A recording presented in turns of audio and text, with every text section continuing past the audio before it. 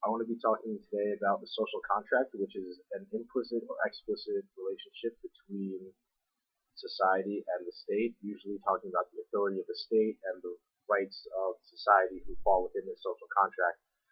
Um, the video documentary we watched about race talked about how race is a socially constructed idea and that it changes throughout time in order to benefit those who are in power. I'm going to argue the same exact thing for the social contract. Obviously, the social contract is a socially constructed idea. It's constantly changing over time, strictly just to benefit those who are in power, like dictating the definition of race. Joy James talks about this when he discusses the Leviathan, which is a police state that exists for people who fall outside of the social contract. In his case, he's talking about poor minorities. Susan Bickford, who's also talking about poor minorities, um, in her article Constructing Inequality, how we isolate certain people and deny them their full recognition and rights in society.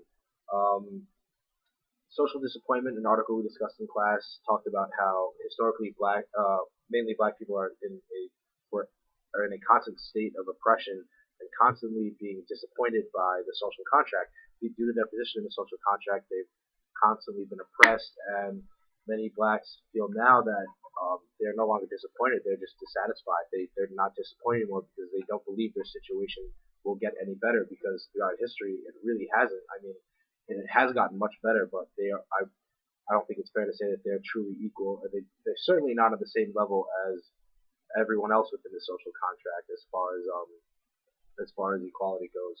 White Normativity by Robert Wesley. He talks about how certain groups who were once outside of the social contract are now inside the social contract because it's become acceptable.